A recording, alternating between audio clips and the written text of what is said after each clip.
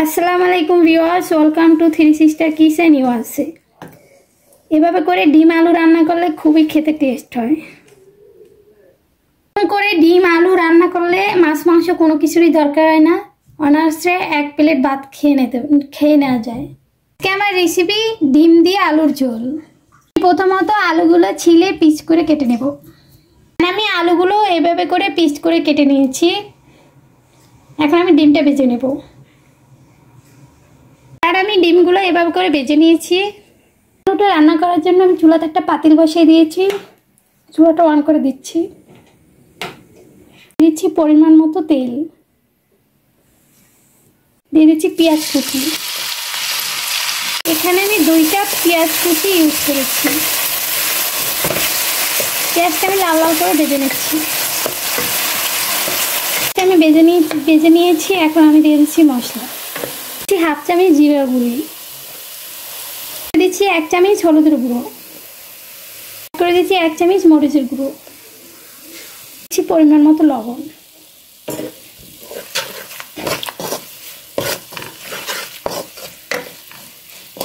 দিচ্ছি, 1 চামচ রসুন পেস্ট।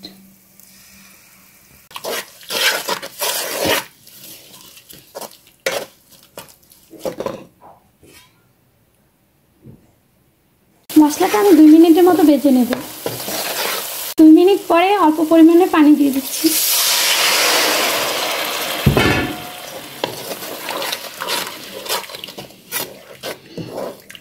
পানি দেওয়ার পরে আমি মশলাটা 5 মিনিট কষিয়ে নেব।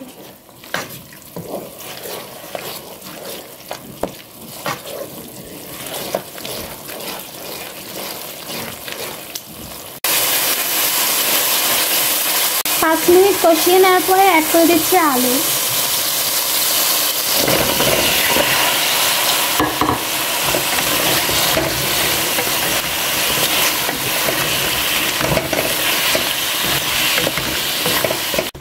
দুই মিনিট কষিয়ে নেওয়ার পর দিয়ে দিচ্ছি ডিম।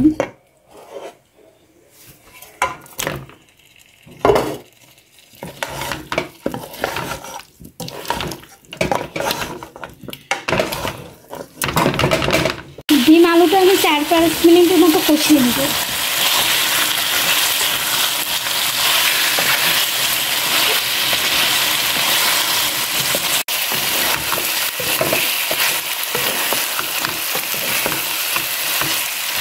পাঁচ মিনিট কষিয়ে নেওয়ার পরে দিয়ে দিচ্ছি 2 মগ পানি।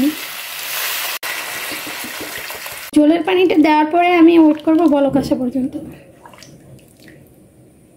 তরকারিটা বলক এসেছে, আমি এখন ঢাকনা দিয়ে ঢেকে দেবো বেশ কিছুক্ষণ জন্য। যতক্ষণ পর্যন্ত আলুটা না সিদ্ধ হবে ততক্ষণ পর্যন্ত আমি রান্না করে নেব। 4 মিনিট পরে আমি ঢাকনাটা ওপেন করে দিচ্ছি। ঢাকনাটা ওপেন করে আমি নেড়ে দিচ্ছি। এর মাঝে আমি কয়েকবার করে নেড়ে দিয়েছি। যেহেতু এটা ডিম আলুর তরকারি, এটা এমনি চুলাটা বন্ধ করে দিলে আলুতে পানিটা টেনে নেয়। চুলাটা বন্ধ করে দেব। বন্ধ করার আগে উপর থেকে অল্প পরিমাণে জিরার ফাঁকি দিয়ে দিচ্ছি।